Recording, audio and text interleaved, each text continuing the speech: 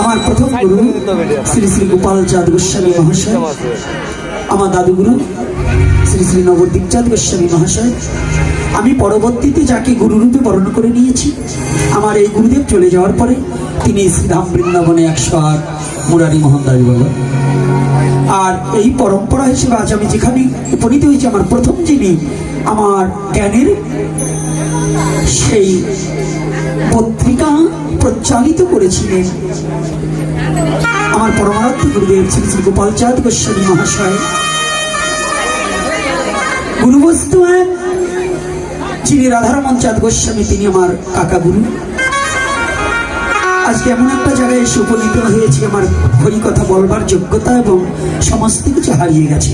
তথাপিও ভক্তের অনুরোধে, মহাপ্রভুর কৃপায়, গুরু গোবিন্দের অশেষ দয়ায় আপনাদের চরণ প্রান্তে আসতে পেরেছি। এই হরি কথা বলতে হলে কিছু জ্ঞান এবং কিছু গুণের প্রয়োজন। প্রথমেতে বিদ্যাগুণ, দ্বিতীয়তে ভাষা জ্ঞান। আমি সেই বিদ্যা এবং ভাষা থেকে সসম্পূর্ণভাবে অযোগ্য জন। তবে শুনেছি পুরাণে